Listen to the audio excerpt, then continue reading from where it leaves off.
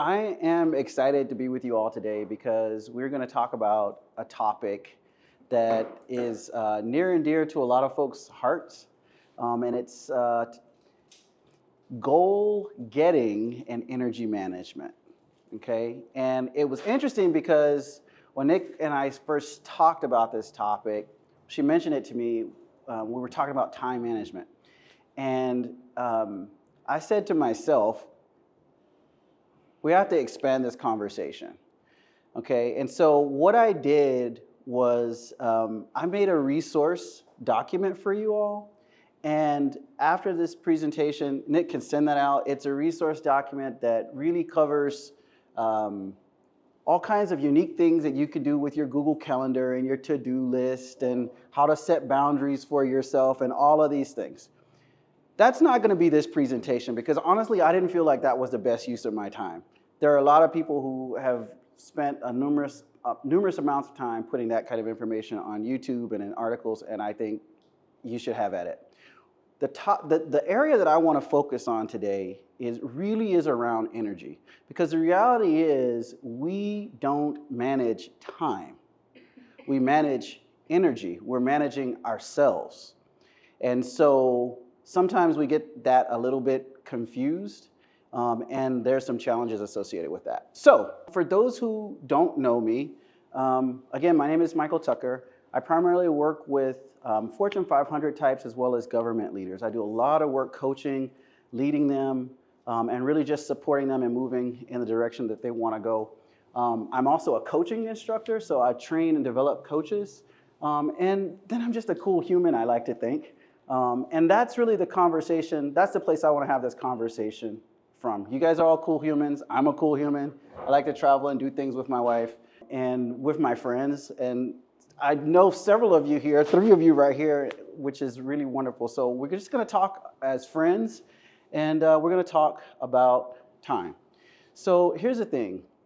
Time is experienced as personal and existential.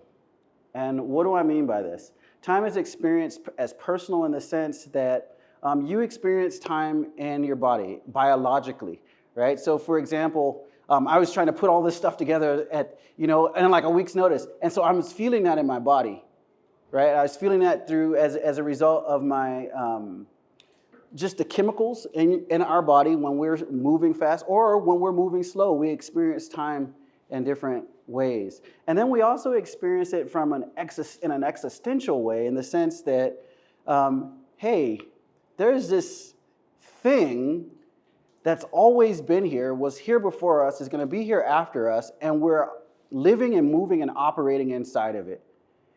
And we have a relationship with this thing that we call time.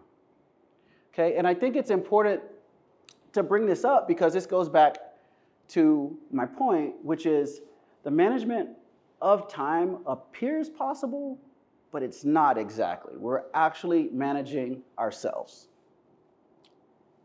Okay, so I want to zoom way out, and you all have your pencils and your papers, and that's really exciting. So I'm going to invite you to do a little exercise. This comes from a friend of mine, another coach, Steve Bacon. So shout out for you, Steve. He did this talk that impacted me so greatly, and what he talked about how much time we have as individuals. Again, this goes back to that personal experience of time. So I propose a question to all of you, which is, how much time do you have left? Now, the average American lives to about 75, give or take, and there's a lot of variables with that. And so at 75 years times 365 days is 27,375 days. You multiply that by 24 hours, so you get about 6,057,000 hours of your life. Like that coming in, like that's what you start off with. And so the exercise here is to put in your current age, multiply that by 365 and come up with the days, the total days. And then multiply that by 25 hours, and let's see how many hours you've used so far of your life. Right. That's assuming that it's guaranteed, and it's not. right? At least not in this dimension. We never know where we go after this one, right? But you're absolutely right. And it's interesting because when I did this exercise, I had a lot of the same feelings. Like it was more like, oh my God, like I'm running out. The time is running out. And it was interesting because that was my first reaction, was the fear response. And then the next reaction was, well, wait a second. What an opportunity. I still have 100% of the rest of my life to create the results that I want. So what results do I want, and what results am I going to commit this time and this energy for? And what am I going to make sure that I do to not let anything get in the way of that?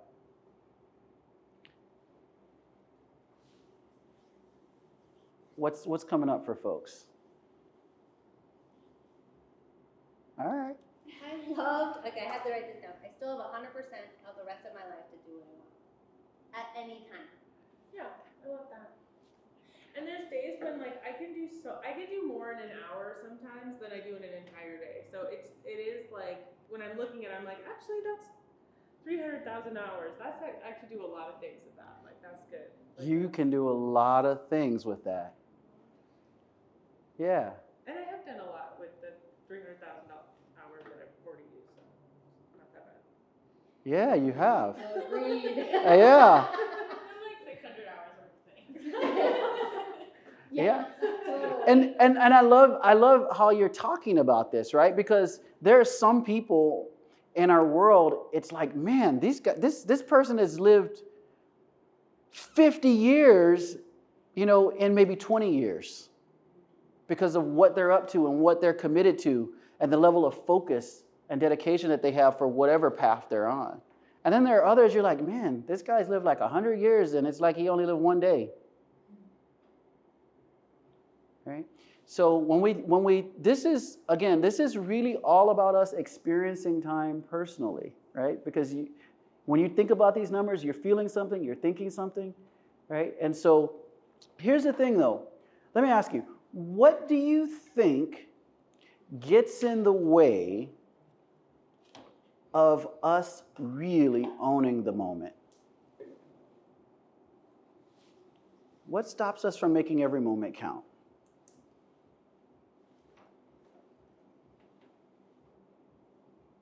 Living in the future.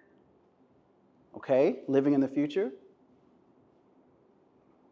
Say like responsibilities that don't fill our cup, that just feel like a task. And I love how you use that particular set of language. Responsibilities that don't fill our cup. And it's interesting because the question that immediately comes to my mind is, what are these responsibilities that we're owning that don't fill our cup? And what would happen if we realized that those things might not necessarily be our responsibilities? Maybe, maybe not. Like grocery shopping. Doesn't fill my cup. Doesn't fill your cup. Okay? But you got to eat, right? So that's that's good. Not be up to my special food standards. Yeah. Yeah, I appreciate that. That's good. Any other thought? What keeps us from being fully in the moment? I feel like distractions. I feel like my hours are like picked away by like tiny little things, and so distraction. A whole hour will pass and I accomplish nothing, but I've done a million things, and that's like the worst feeling. Like when an hour is gone, you've done a million things. And none of them mattered really, or yeah. Good. And I wouldn't be able to tell you what it was that I accomplished. But I was definitely doing things. It was just churning. Good. Churning. Anyone else experience that? I feel like meetings that should have been emails. I always am so irritated, and I sit in a meeting and I have that feeling where I'm like, we just met for an hour and we could have done this in a 10-second email. I get that churning feeling of, oh. Yeah. How about you, ladies? What do you think keeps you from being in the moment? I feel like for me at least, I don't realize it until after it's already happened. Ooh. So sometimes I'm just doing something so you're just used to always doing something. Mm-hmm. And I don't really take a moment to reflect and be like, why did I do that? Like, it didn't really have that much of an impact ultimately in my life or in whoever's life, or maybe it wasn't what I ultimately wanted to do. So I realized it after it happened. And so it makes you almost regretful. But I feel like now that I've gotten older, I'm like, I don't want to regret the things that I did, but rather the things that I didn't do. So yeah, I guess that's my perspective. Good, good. Lots of juicy stuff here. Yeah, thank you all for sharing. You know, one of the things that you talked about, one of the things that I was hearing kind of a trend is a lot of busyness, and we're going to talk about that for a second. So this is a bit of an eye chart. And so what I'm going to share with you is my opinion. Someone else might have a different opinion. This is mine.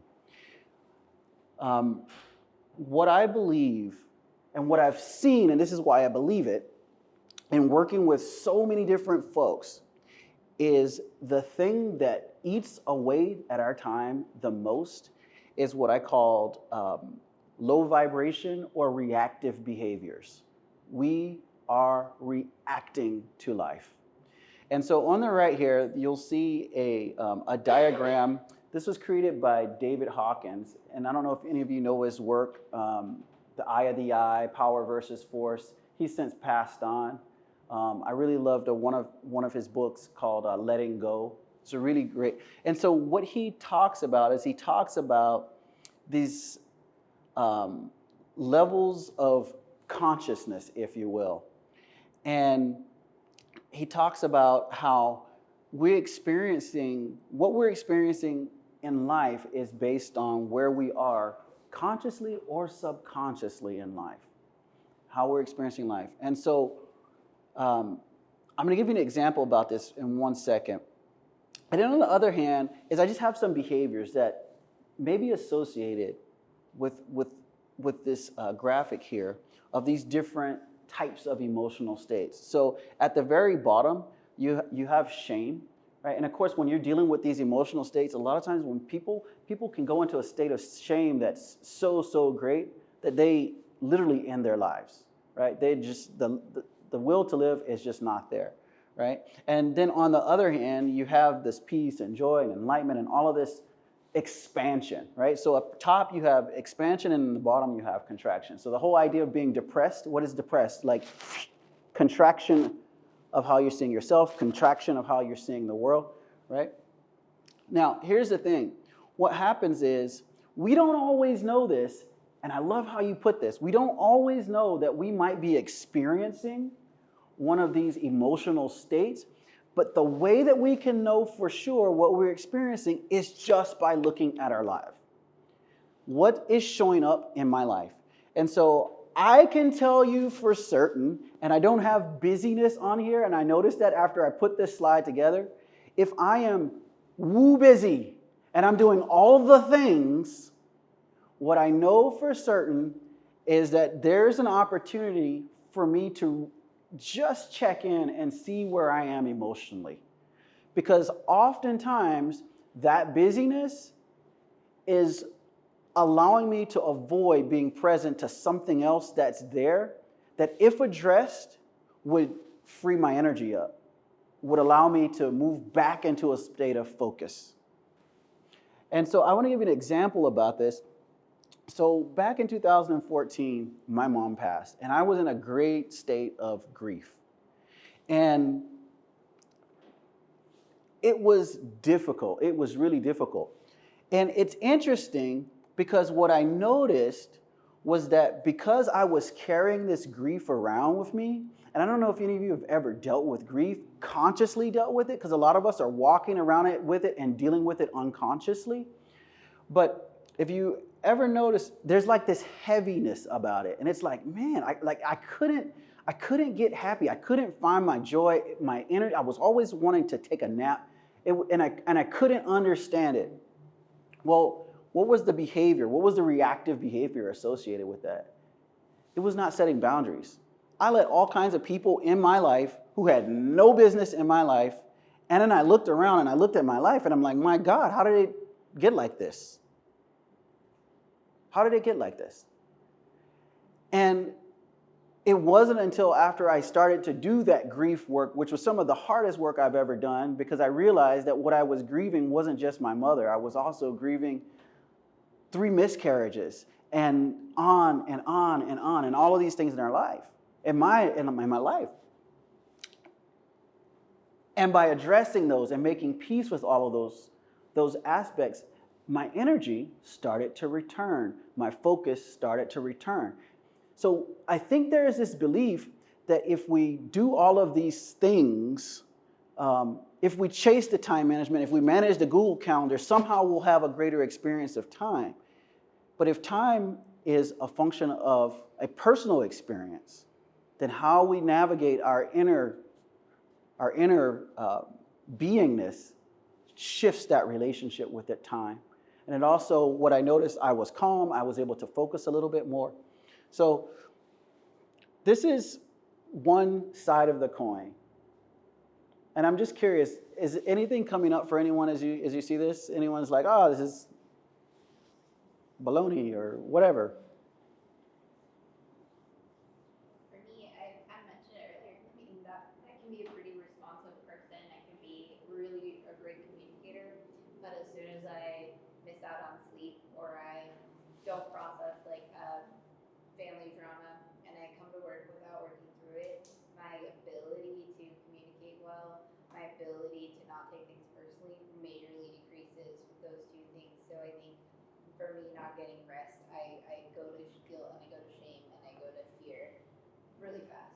Excellent. It's great that you noticed that. It's great that you noticed that. Let's flip to the other side. So the flip side is creative behaviors, right? So creative or proactive behaviors. So it's going and getting that swim time and getting that gym time and eating those right meals and so forth so that we have the energy. But here's the thing. It's always important to at least get a sense of where we are here. And how we know is based on our behavior. So if I'm setting boundaries, if I'm loving and accepting of myself, if I'm making time for myself, if I'm delivering on my word, then it's like, okay, there's a lot of good vibes going here. There's some creative potential. Okay? So actually, before we get into this, I actually have a question for you all. So here's your question. In what ways do you find yourself using your time unproductively? And maybe you can get with a partner and talk about this. What ways do you find yourself using your time unproductively? And what is it costing you?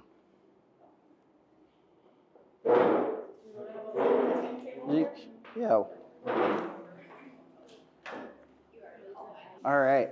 I'm curious, how was it for you to share with another person these insights about yourself, about, hey, how you might be using time unproductively?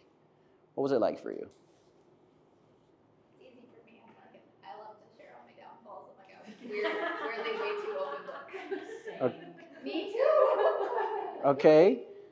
For me, it's not that I'm an oversharer, but I share among people who I trust and I know has my best interest at heart. Got it. This is a place where it seems like you could do that, so that's a really beautiful thing. How about you, ladies? What was that like for you to share? Yeah, well, we talked about like feeling just like overthinking and kind of ruminating over that over and over and over again, while also trying to show up and present yourself as your best self when on the inside you're like, ah. Yeah. Ruminating is one of my favorite things to ruminate about. Like, Yeah. yeah, it's like you can be like strategically thinking, and then all of a sudden you're like, wait, no. Yeah. Down the rabbit hole. Yeah, so it's interesting because that overthinking, that was one of the ones on the other slide, right? So let's jump to how you can start to shift this, okay? Because I think that might be helpful. So how does one move from these low vibrational ways of being, these reactive ways of being, into a more creative way of being? So there's 4 simple steps. The first one is acknowledging it. You have to look at your life and you have to have a real honest conversation about what you see. Hey, I have no idea what just happened with the last 3 hours of my day. And you know what? This isn't the first time this has happened. And so there's some real honest accounting that you want to do. So you want to acknowledge it. And then the next step is to clarify the need beneath the need. What am I needing? You know what? It seems like there's a need for community, because what I find myself doing is getting on my social media when I should be working, and I feel like this need for a community. But what's the need beneath that? Maybe it's a desire to feel good, right?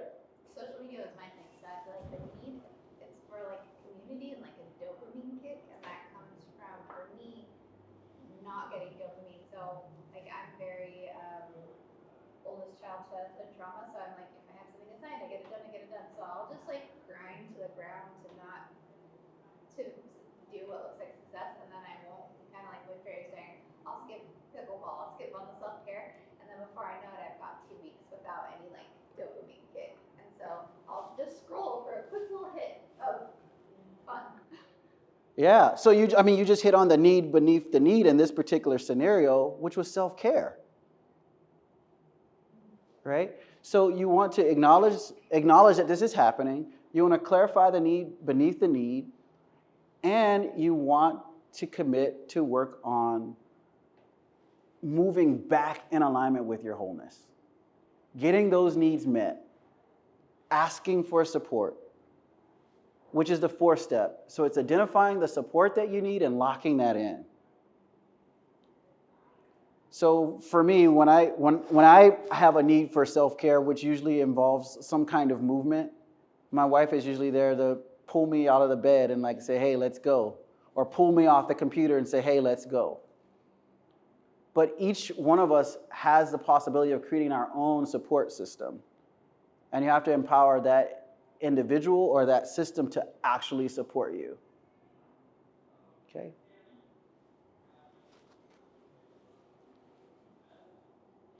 And then, this is super important. Once you get that need met, then the energy goes up, the focus comes in. So it's not like you're trying to focus. You hear people say, I'm trying to focus. Get your needs met and you'll focus automatically. What are your needs?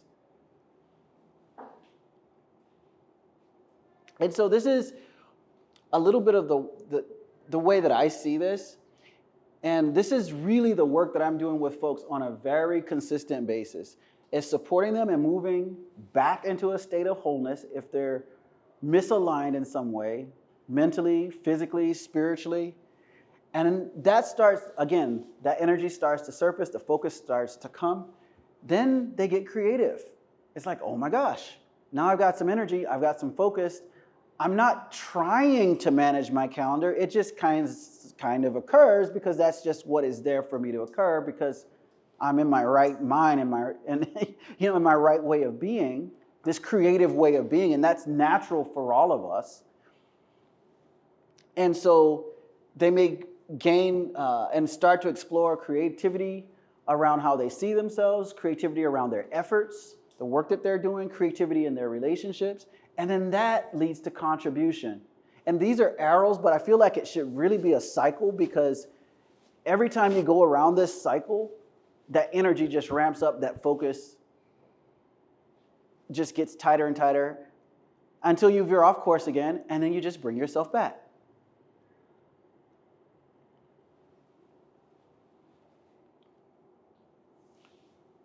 Okay, so this is a discussion, couple of discussion questions. I don't know how far we'll get through all of these, but we'll start with the first one. if you were to make a commitment to live from a higher vibration, a creative version of yourself, how would that impact your relationship with time? And I'd love to hear from some silent ones. I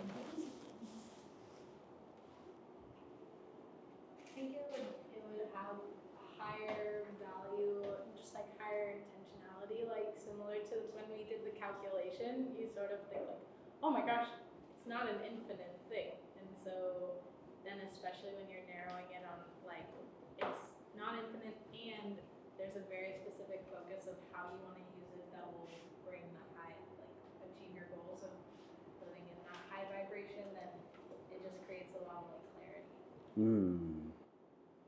Good.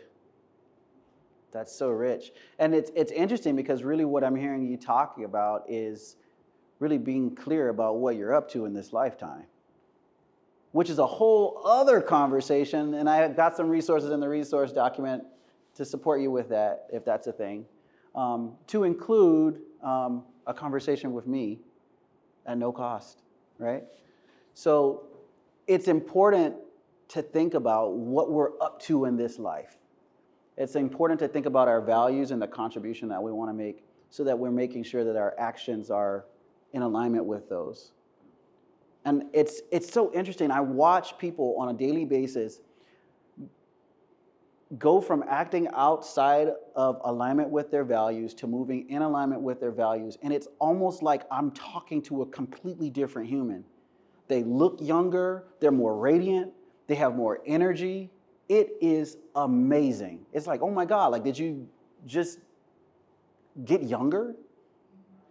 And that's and then they seem to have all the time in the world because they're focused on doing what they're there to do.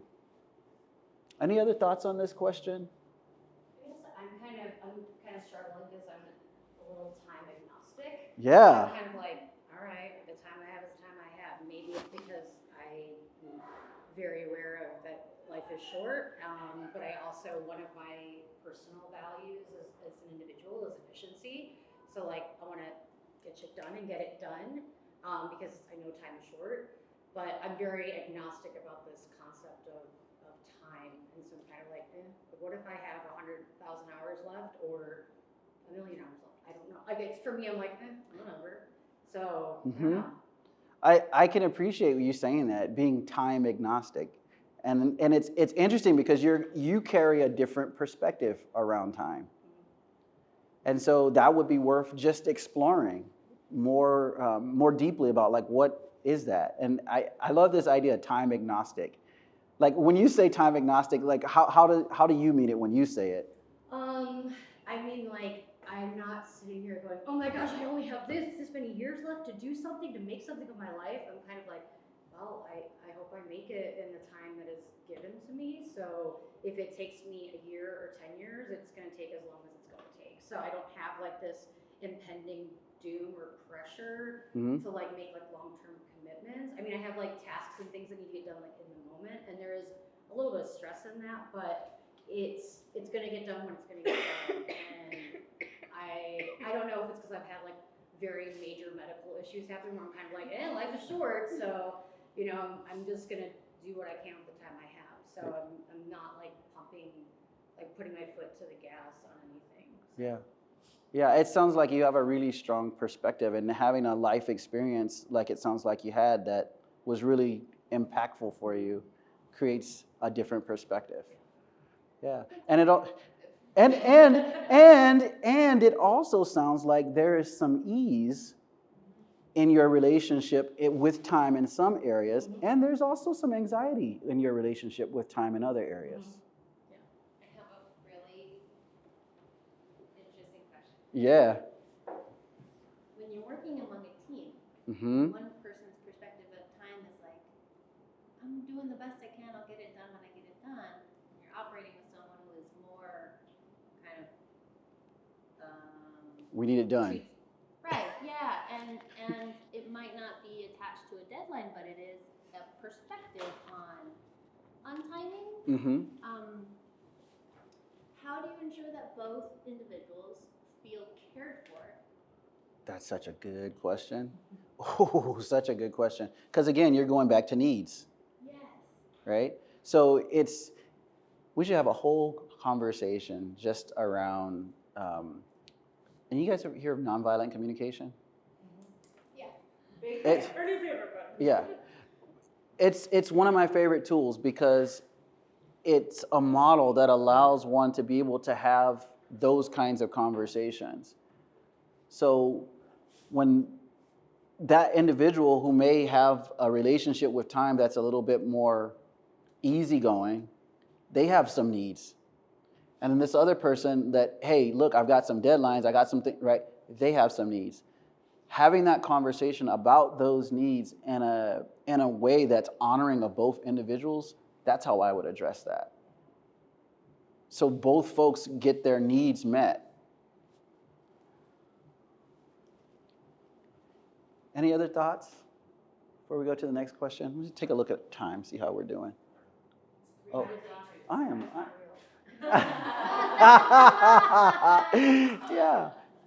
Yeah, exactly.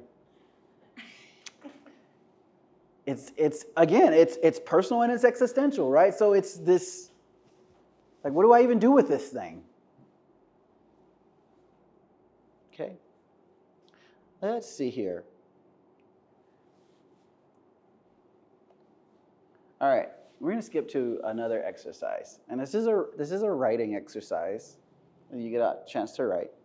So in a moment, I'm gonna bring back up that the graphic, and I want to invite you to choose one of the lower vibrational reactive behaviors you'd like to address, and just write a little bit about how you'd like to give yourself permission to release yourself from that behavior. What's going to be your first step, and what support do you need? Okay? And we can come back to this slide.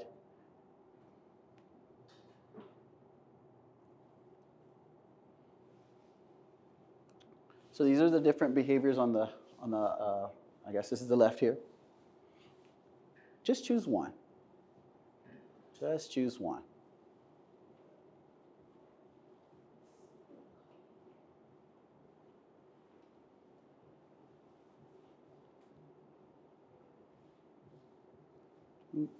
Just take about a minute,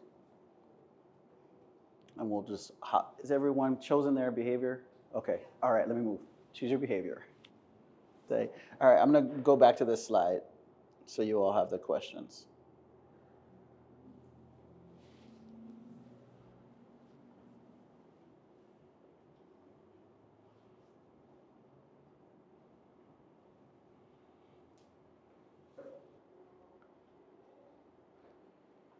Okay, so now that you have this insight, I want to encourage you to take what you wrote and to act on it within the next 24 hours. In one small step, take one small step. And here's the experiment. As you honor whatever commitment that you've made around the support, focusing on this particular area, let's just see what happens over a week. Hey, I'm going to get some support in this area. I'm going to get my needs met in this area. And let's just see what happens in a week. See if you notice a change, notice a shift in your energy, shift in your attitude, shift in how people are relating to you, how people are experiencing your energy. Let's just see what happens.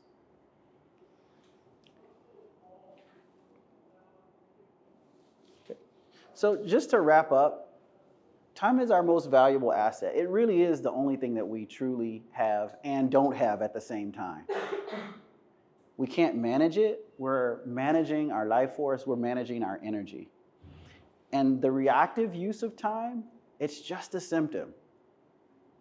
It's, when I think about these kind of behavior patterns, life sometimes our behaviors are like a dashboard. They just give us a little insight about what's going on the inside.